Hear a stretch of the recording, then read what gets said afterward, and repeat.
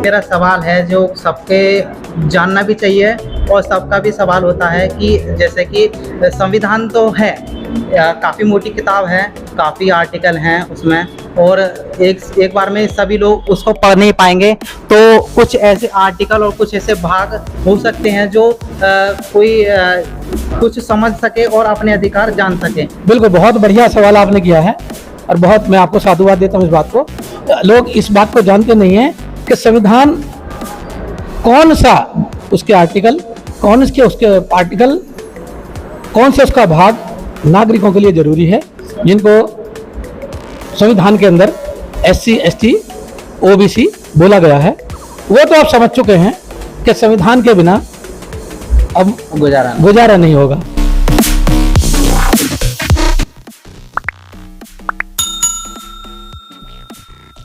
सभी को पहले तो मेरा क्रांतिकारी जय भीम, नमो बुद्धाय। तो यहाँ पर 2 दिवसीय चंडीगढ़ में चिंतन शिविर था, तो आज पहला दिन था इसका।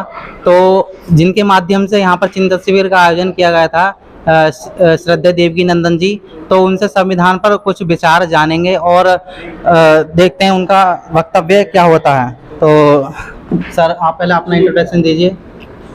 विशाल जी, मेरा नाम देवकी नंदन है। वैसे तो मैं बैंक में नौकरी करता हूँ हल्द्वानी में, लेकिन जब जब मुझे समय मिलता है मैं भारत का संविधान, उसके प्रचार के लिए जगह जगह जाता हूँ। और आज उसी सिलसिले में हमारा एक वार्षिक संविधान जागरूकता शिविर चंडीगढ़ में हम लगा रहे हैं। आज पहला दिन संपन्न हुआ है, कल को फिर दूसरा दिन है शिविर का और उस पर हम चर्चा करेंगे। तो सर, मेरा पहला क्वेश्चन है आपसे कि संविधान वैसे कि लोगों को पता भी है, आपके जब से आपने प्रचार शुरू किया संविधान के ऊपर, तो लोगों को पता भी चल चुका है और बहुत से लोगों को पता नहीं है कि प्रथम संविधान कब लागू हुआ था। विशाल जी, बिल्कुल बात आपने बहुत सही कही है। लोगों को नहीं पता था संविधान क्या है, कैसा है। ज़रूर नाम सुना था और इतना केवल पता था कि बाबा साहब ने लिखा है, लेकिन उससे ज़्यादा बहुत सारी चीज़ें इसके अंदर हैं। बाबा साहब ने लिखा है, इसमें तो कोई दो राय है नहीं, लेकिन उसमें है क्या, संविधान क्या कहना चाह रहा है हम लोगों को, और वो भारत के नागरिकों के लिए क्यों जरूरी है, उसको हम जब तक नहीं पढ़ेंगे तो वो बात समझ में नहीं आएगी। और निश्चित रूप से जिस देश में भी संविधान लिखा जाता है, बनाया जाता है, वो नागरिकों की बेहतरी के लिए बनाया जाता है, नागरिकों के कल्याण के लिए होता है। और संविधान के 2 ही उद्देश्य हैं, क्या, राष्ट्र निर्माण और लोक कल्याण। और हमारा संविधान इसमें 100% खरा उतरता है। उसका काम है, उसकी इच्छा है, उसकी मंशा है कि लोगों का कल्याण हो और राष्ट्र का निर्माण हो। तो सर, मेरा दूसरा क्वेश्चन है कि आज तक जो पिछले 70-75 साल देश को आज़ाद हुए हो गए हैं, तो आज भी SC ST माइनॉरिटी OBC के लोगों पर अत्याचार होते आ रहे हैं।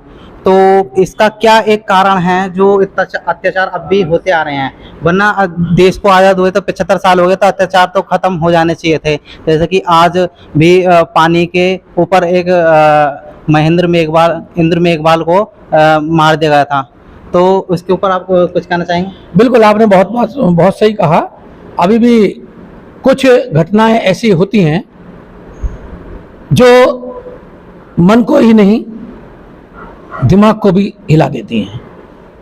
लेकिन हम देखें 1949 के से पहले के पीरियड को और उसके बाद के पीरियड को, तो निश्चित रूप से संविधान ने काम किया है। जो लोग ऐसा करते हैं, संविधान विरोधी कृत्य करते हैं, उनको सजा भी होती है, उनको उसका भुगतान करना भी पड़ता है। लोग तो करेंगे, क्योंकि जिन लोगों को नहीं पता वो ऐसी हरकतें कर देते हैं। लेकिन यदि भारत का नागरिक जान ले, आवेश में आकर कर देते हैं। हाँ, यदि भारत का नागरिक इस संविधान को ठीक से पढ़ ले, तो मैं ये दावे के साथ कह सकता हूँ, ऐसी कोई घटना सुनने भी, देखने में भी नहीं आएगी। होने की तो बात छोड़। तो जैसा आपका संघर्ष है और जैसे आप हर घर संविधान, एक आपने स्लोगन दिया है, तो हर घर संविधान के माध्यम से आप भारत का संविधान, हर घर संविधान कब तक कोशिश है आपकी जल्दी से जल्दी हम भारत का संविधान हर घर तक पहुंचा दें? तो आपका एक टारगेट होगा, तो कब तक आप भारत का संविधान हर घर तक पहुंचा सकोगे? देखिए, किसी भी मुहिम को चलाने के लिए नागरिकों की भागीदारी बहुत जरूरी हाँ, है। उसमें नागरिकों की भागीदारी होनी चाहिए। बिल्कुल। तो अभी हम देख रहे हैं, आज के माहौल को देखिएगा आप, तो संविधान की चर्चा घर घर में, हर घर में शुरू हो गई है। थोड़ा सा इसको और आगे बढ़ाने की जरूरत है। और जैसे कि आपके मैं उदय ग्रुप से पहले नहीं जुड़ा था, और जुड़ने के बाद में तो आप, मुझे लगता है कि आप ही के प्रयास से ज़्यादातर लोग कॉन्स्टिट्यूशन को जानने लगे हैं। तो 2014 के बाद से विशाल जी, ऐसा नहीं है, बहुत लोग काम कर रहे हैं। मैं तो एक छोटा सा कार्य करता हूँ, उसका ये गूंज थोड़ी सी आगे चल रही है, हाँ, वो और तो अच्छे रास्ते पर चल रही है। आर्टिकल 15 आई थी एक, हाँ, है ना, आपसे 3 साल पहले। हम देखने भी उसने बहुत गजब काम किया, और मैंने उस समय उसके डायरेक्टर को धन्यवाद दिया था कि आज इस डायरेक्टर ने मेरा काम पूरा कर दिया है। बिल्कुल। तो ये तो अब से 3 साल पहले हाँ। आर्टिकल 15 जो आई थी फिल्म, उसने घर घर में पहुंचा दिया था। तो एक मेरा सवाल है जो सबके जानना भी चाहिए, और सबका भी सवाल होता है कि जैसे कि संविधान तो है, काफ़ी मोटी किताब है, काफ़ी आर्टिकल हैं उसमें, और एक बार में सभी लोग उसको पढ़ नहीं पाएंगे। तो कुछ ऐसे आर्टिकल और कुछ ऐसे भाग हो सकते हैं जो कोई कुछ समझ सके और अपने अधिकार जान सके। बिल्कुल, बहुत बढ़िया सवाल आपने किया है, और बहुत मैं आपको साधुवाद देता हूँ इस बात को। लोग इस बात को जानते नहीं है कि संविधान कौन सा उसके आर्टिकल, कौन से उसके आर्टिकल, कौन से उसका भाग नागरिकों के लिए जरूरी है। तो उसके लिए मैं बता दूं, भाग 3 और भाग 4, इनमें आर्टिकल 12 से शुरू होते हैं और चलते हैं 51 के तक। कुल मिला के 40-42 आर्टिकल हैं। यदि भारत के नागरिकों तक वो आर्टिकल पहुंच जाएंगे, तो आप देखिए, ये देश राष्ट्र निर्माण की तरफ चलेगा, जो बाबा साहब का एक सपना था कि मैं भारत को एक राष्ट्र के रूप में निर्माण। तो एक मेरा एक और सवाल है कि अभी मैंने एक न्यूज़ पढ़ी थी कि सुप्रीम कोर्ट में किसी ने एक पिटीशन डाली है कि जो संविधान का प्रेम्बल है हम भारत के लोग, उसमें समाजवादी और पंथनिरपेक्ष ये 2 शब्द हटाने के लिए सुप्रीम कोर्ट में किसी ने पिटीशन डाली है। तो यह संभव है? नहीं, ये भारत का नागरिक होने के नाते भारत का संविधान ही अधिकार दे रहा है। तो उस अधिकार के तहत वो न्यायालय में गए हैं, और निश्चित रूप से सुप्रीम कोर्ट ने पहले ही इसकी व्याख्या कर दी है कि संविधान का जो प्रेम्बल है, हाँ, उसकी जो उद्देशिका है, उसमें चीजें जोड़ी तो जा सकती हैं, उसमें शब्द जोड़े तो जा सकते हैं, उसमें हटाए नहीं जा सकते। तो अब जैसे भी बाई चांस ये हटा भी दिए जाते हैं सुप्रीम कोर्ट द्वारा, वैसे तो इसमें कोई भी गवर्नमेंट है, केंद्र गवर्नमेंट इसमें संशोधन नहीं कर सकते प्रेम्बल में, सिर्फ सुप्रीम कोर्ट ही प्रेम्बल संशोधन करता। नहीं, संशोधन करने का केवल पार्लियामेंट को अधिकार है। आर्टिकल 368 के तहत पार्लियामेंट ही कर सकती है, और कोई नहीं कर सकता। और ये जो आपने 2 शब्द की बात कही है, वो मैं फिर पूरे विश्वास के साथ कह रहा हूँ, ये जो जिसने भी ये याचिका लगाई है वो बिल्कुल खारिज होगी। और जो हमारे सुप्रीम कोर्ट के जज हैं, वो कैपेबल हैं, संविधान को अच्छी तरह से समझते हैं, वो उसका सम्मान पूरी तरह से रखेंगे। और सर, आप देश विदेश और कई जगह भी आपने कैडर किए हैं, तो उसके माध्यम से लोगों में बहुत ही जागरूकता आई है। तो जागरूकता के बारे में आप कुछ कहना चाहेंगे? मैंने हाँ, शुरू में ही बताया कितने लोग आपको अभी तक मिल चुके हैं? देखिए, पूरे भारत में मैं बता रहा हूँ आपको, तमाम भारत के लोग जो, और खासतौर से बहुजन, जिनको संविधान के अंदर SC ST OBC बोला गया है, वो तो आप समझ चुके हैं कि संविधान के बिना अब गुजारा नहीं होगा। तो निश्चित रूप से जागरूकता बढ़ रही है, बहुत जबरदस्त जागरूकता बढ़ रही है, और आप जैसा युवा भी साथ लग गया है तो निश्चित रूप से हम होंगे कामयाब एक दिन जरूर। तो कल हमारे शिविर का अंतिम दिन है, तो कल भी हमें कुछ और अधिक जानने के लिए मिलेगा? बहुत कुछ जानने के लिए मिलेगा, क्योंकि शिविर लगाए इसलिए जाते हैं कि जो चीज़ें मंच पर नहीं हो सकती, है ना, जो चीज़ें मंच पर नहीं हो सकती, नाटक में नहीं हो सकती, वो एक शिविर के माध्यम से गेट टुगेदर करके वो बातें होती हैं, और उसके इफेक्ट भी ज़्यादा पड़ते हैं, उसके असर भी ज़्यादा होते हैं, और बात समझ में भी आती है। और संविधान मंच का सब्जेक्ट नहीं है, गाने का सब्जेक्ट नहीं है, मंडली का सब्जेक्ट नहीं है, ये समझने का सब्जेक्ट है। और आपस में बैठ करके इन शिविर के माध्यम से ही, कैडर कैंप के माध्यम से इसको बहुत अच्छी तरह से समझाया भी जा सकता है, समझा भी जा सकता है। तो मैंने कई लोगों के माध्यम से ये भी सुना है कि संविधान एक काफ़ी बड़ी किताब है, बहुत बड़ी, तो इसको पढ़ेंगे कैसे?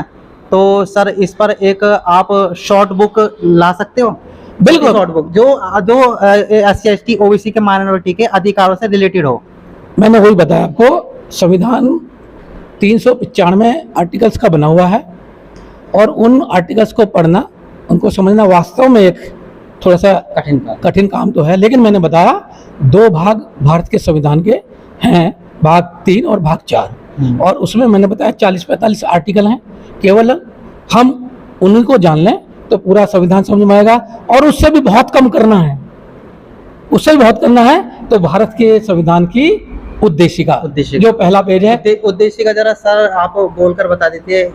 देखो वो सामने लगी हुई है, आप उसको देख सकते हो, ठीक है। और हम जब भी हम लोग प्रोग्राम करते हैं तो निश्चित रूप से उसको उसके द्वारा ही करते हैं। उसमें 113 शब्द हैं, वर्ड हैं 113 के आसपास, बहुत बड़ी नहीं है। यदि उसके एक एक शब्द को हम समझ लेंगे, वो अपना आप में पूरा संविधान है। संविधान को ख़त्म करने के लिए लोग एक चर्चा कर रहे हैं, मतलब संविधान ख़त्म हो जाएगा, तो इसीलिए केंद्र गवर्नमेंट, वर्तमान गवर्नमेंट नया संविधान, संसद भी इसलिए बना रही है कि उसमें नया संविधान लागू किया जा सके। तो इस पर कुछ वक्तव्य देंगे कि ये एक धारणा है या सत्य बात है? ये लोगों के बीच में एक भ्रांति फैली हुई है। विशाल जी, बहुत गंभीर प्रश्न आपने किया है।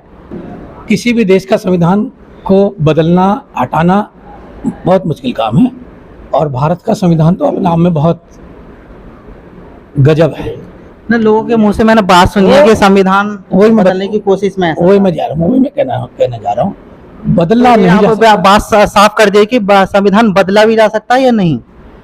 संविधान बदले नहीं जाते ना, वो हटाए जाते। लोगों के दिमाग में या मन में भ्रम है एक, वही मैं बता रहा हूँ, ये खामोखा का एक माहौल क्रिएट किया जा रहा है, एक माहौल क्रिएट किया जा रहा है ताकि लोगों अपनी बात को कहने से डरें।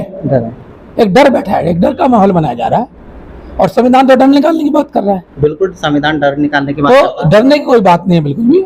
और अब कोई भी देश अकेला नहीं है, भारत नहीं है। भारत की जो विश्व के देश है उनके साथ ट्रीटी है, उनके एक संबंध है, उनके साथ एक संधि है। कोई भी देश जब ऐसी संधियों के साथ जुड़ता है, वो हमारे कॉन्स्टिट्यूशन में है, आर्टिकल 50 है, पढ़ेंगे आप, आर्टिकल 50। हाँ, उसमें यही लिखा हुआ है कि हमारे देश की सरकार अंतर्राष्ट्रीय लेवल पर क्या क्या काम करेगी, उसी के बेस पर ये देश, भारत देश इस मुकाम तक पहुंचा है। तो किसी भी घटना को अंजाम देने का मतलब है वो पूरे देश में जाएगी, पूरे विश्व में जाएगी। और जब संविधान हटने की बात जाएगी तो निश्चित रूप से जिन लोगों के साथ, लोगों से मेरा मतलब राष्ट्रों से, जो अंतर्राष्ट्रीय देश हैं, उनके सामने बात जाएगी तो वो ऐसा नहीं करेंगे। और कोई भी सरकार, कोई भी देश का देशभक्त, राष्ट्रवादी आदमी वो नहीं चाहेगा उसके लिए कोई ऐसा सवाल खड़ा किया जाए।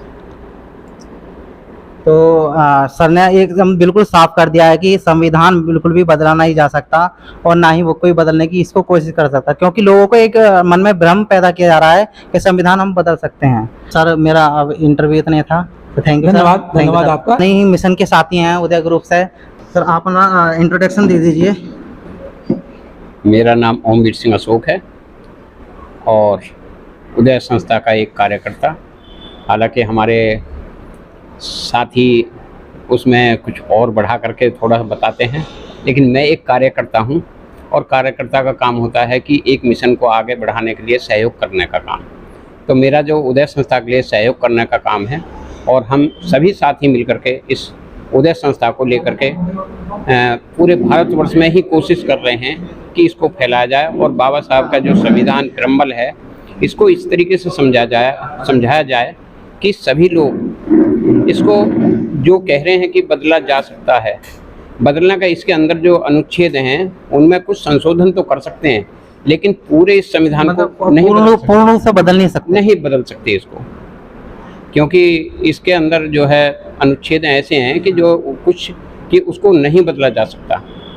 तो कुछ अनुच्छेद भी बदल दिए इन्होंने, जी। तो उससे भी तो खतरा है SC ST माइनॉरिटी के लोगों उसमें भी हम लोगों का ही अधिकार है कि हम लोगों ने ही जो जैसे कि- नियुक्त करके MLA MP बनाए या पार्लियामेंट में जो बैठाए हैं, अगर वही लोग नहीं बोल पाएंगे तो संविधान को तो नहीं बदलेंगे, लेकिन वो जो उसके जो आर्टिकल होते हैं उनमें संशोधन कर सकते हैं, क्योंकि उनका बहुमत होता है।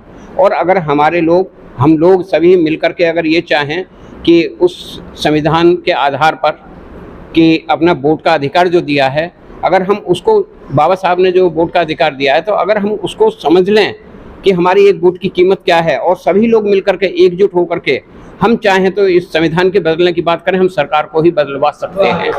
हम 85% लोग हैं भारत के अंदर SC ST माइनॉरिटी के लोग, तो उसको देखते हुए लगता है कि 15% लोग देश पर राज करे हुए हैं और वही देश को चला रहे हैं। क्या ये सत्य बात है? हाँ, इसमें जो है ये सत्य है।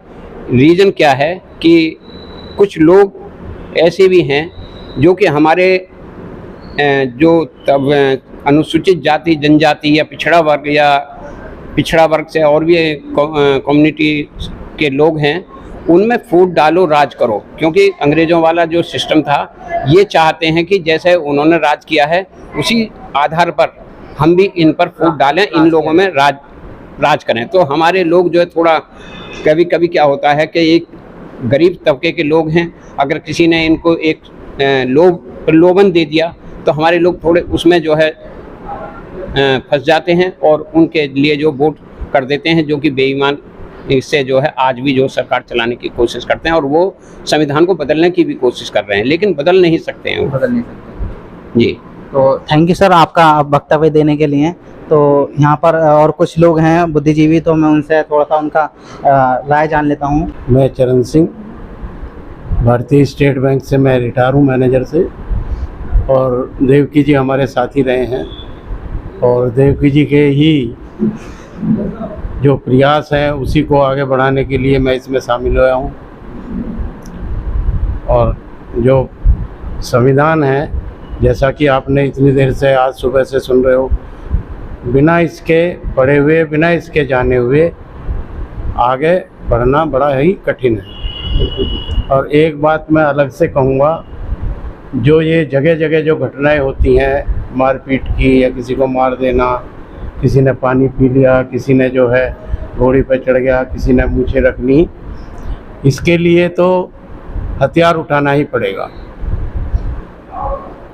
टिट फॉर टैट जब तक नहीं होगा, जब तक कोई मानता नहीं है, बिना डंडे के कोई सुनता नहीं है।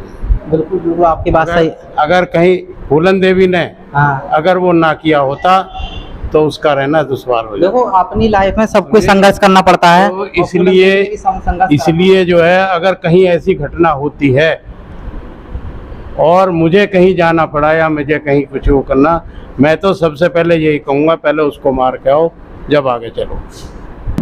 तो सर आप बताइए, यहाँ पर 2 दिवसीय चिंतन शिविर है, आपने शायद अटेंड भी किया था आज। आप पहले तो आप अपना इंट्रोडक्शन बता दीजिए, आप कहाँ से आए हो? मेरा नाम महेंद्र सिंह है, दिल्ली पुलिस से हूँ। और इस शिविर को अटेंड करने के लिए हम आज देवकीनंदन जी के आग्रह पर उदय संस्था के तत्वाधान में इधर पहुँचे थे। यह काम आज बहुजनों में बड़ी जोर शोर से चला हुआ है। संविधान के प्रति हमारी क्या जिम्मेदारी है, संविधान क्या है, अगर इसको हम जानेंगे नहीं कि संविधान चीज़ क्या है, तो उसके प्रति हमारी जिम्मेदारी भी लोग या हम खुद नहीं समझ पाएंगे। हमें पहले ये समझना होगा कि संविधान चीज़ क्या है, जब और बिना पढ़े इसको जान नहीं पाएंगे, बिना सुने हम समझ नहीं पाएंगे। इसके बारे में बाबा साहब अम्बेडकर ने इसको सौंपते हुए ये कहा था कि मेरे मरने के बाद भी मुझको मरा हुआ मत समझ लेना, मेरे मरने के बाद भी मुझको मरा हुआ मत समझ लेना, जब तक यह संविधान जिंदा है मैं जिंदा हूँ। बस इस संविधान को मत मरने देना, इसको बचा लेना। और मुझे उम्मीद है कि देश के युवा इस संविधान को बचाने के लिए अपनी जान की बाजी भी लगाने से पीछे नहीं हटेंगे अगर संविधान पर खतरा आता है तो संविधान है तो ही देश है ना, और देश है तो हम हैं, देश है तो बाकी सब हैं SC/ST माइनॉरिटी है के ना? लोग। लेकिन इस बात को हमें अच्छे से समझना चाहिए कि संविधान आपके लिए कौन कौन सी जिम्मेदारी भी नियुक्त करता है और कौन कौन से अधिकार भी आपको सौंपता है। उन सारी चीज़ों को मद्देनज़र रखते हुए हमारे आम लोगों को संविधान के पढ़ने के लिए और जिम्मेदार हो जाना चाहिए, तभी हम इस संविधान को समझ सकते हैं, अपनी ड्यूटीज़ को समझ सकते हैं, हम अपने राइट्स को समझ सकते हैं। जो आज हम इस माइक पर बोल रहे हैं वो भी संविधान के तहत ही बात कर रहे हैं, आर्टिकल 19A के तहत, है ना?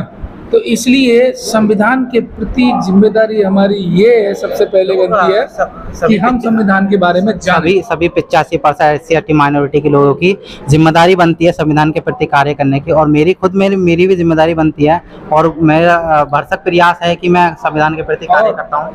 और आपको मैं और एक बात बता दूं कि आप लोगों ने ये देखा, ये अभी चर्चा सुनी, कई लोगों के इंटरव्यू भी लिए कि देखा आपने कि लोग कहते हैं कि दलितों के ऊपर बहुत अत्याचार हो रहे हैं। अत्याचार इसलिए हो रहे हैं, अत्याचार कोई आदमी नहीं कर रहा, वो खुद नहीं समझते ना, वो अत्याचार कोई आदमी नहीं कर रहा, अत्याचार करने वाली ये व्यवस्था है। आपने क्वेश्चन मत उठाइए, पहले आप बात को समझने का प्रयास कीजिए।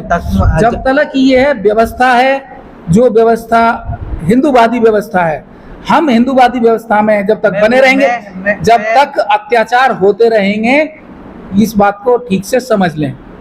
हम हिंदूवादी व्यवस्था में बने हुए हैं, इसलिए हम पर अत्याचार हो रहे हैं, तो अत्याचार होते हैं। इसलिए इसका एकमात्र सीधा साधा हमारा बचाव और सुझाव ये है कि हम इस व्यवस्था को ही लात मारें, इस हिंदूवादी व्यवस्था से निकलें जितना जल्दी हो सके। और मैं इसके बारे में अगर अपनी 2 लाइनें आपको दूं तो बवाल मच सकता है। बोलिए।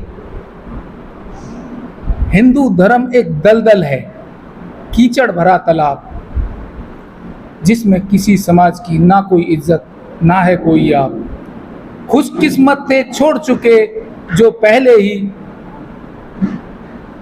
खुशकिस्मत थे जो छोड़ चुके पहले ही, करके अपनी आंखें बंद। इसमें इतनी गंद भरी है क्योंकि आती इसमें इतनी दुर्गंध। इस दुर्गंध के चलते जो लोग इसको छोड़ करके जा चुके हैं पहले, चाहे वो ईसाई बने, चाहे मुसलमान बने, चाहे क्रिश्चियन बने, जो भी बने, वो इसके भीतर छिपी हुई बीमारियों से, जो छिपी हुई इसकी कमियां हैं, जो भेदभाव, छुआछूत, ऊंच नीच, बहुत भयंकर बीमारी जो जातिवाद की समाई हुई है, उसके चलते इसको छोड़ छोड़कर तमाम लोग बने। यहाँ पर कोई ईसाई रहने के लिए नहीं आए थे, यहाँ पर कोई मुसलमान भी यहाँ पर रहने के लिए नहीं, लेकिन जो भी मुसलमान आज की डेट में हैं सारे के सारे कन्वर्टेड हैं, यहाँ सारे ईसाई कन्वर्टेड हैं। लेकिन इस हिंदूवादी व्यवस्था के जिम्मेदार लोगों को ये समझ नहीं आ रहा आखिर ऐसी व्यवस्था को हम पाल पोस क्यों रहे हैं। बाबा साहब ने तो इसमें इस जातिवाद को कलंक, लोग कहते थे कि जातिवाद एक कलंक है, बाबा साहब ने तो हिंदूवादी व्यवस्था को ही कलंक कहा। हाँ, 1956 में त्याग दिया था, को ही कलंक कहा था ना, 1956 में त्याग दिया था ना बाबा साहब ने। 1956 में इसीलिए त्याग दिया था बाबा साहब ने। इस व्यवस्था में लोगों को कोई मान सम्मान इसलिए नहीं मिलता क्योंकि ये व्यवस्था किसी को मान सम्मान के लायक छोड़ती ही नहीं है। एक के ऊपर एक, एक के ऊपर एक के नीचे एक, और उसके नीचे कोई और, उसके नीचे और, सबसे ऊपर एक कोई और बैठा है जो इस व्यवस्था को चलाने वाला है। इसलिए इस बाबा साहब ने इस व्यवस्था को लात मारी थी, इस बात के कहते हुए कि मैं हिंदू धर्म में पैदा हुआ, ये मेरे बस की बात नहीं थी, लेकिन हिंदू धर्म में रहकर मैं मरूंगा नहीं, ये मेरे बस की बात है। और उन्होंने 14 अक्टूबर 1956 को लाखों लोगों के साथ में नागपुर में इस धर्म को लात मार करके बौद्ध धर्म अपना लिया। तो सर के मैं वक्तव्य से बहुत अधिक प्रभावित हुआ कि इन्होंने बताया कि जब तक हमारे देश का SC/ST माइनॉरिटी का लोग जो है हिंदू धर्म को नहीं त्यागा तब तक उनका भला नहीं होने वाला है और आगे भी ऐसे ही अत्याचार होने की संभावना बनी रहेगी।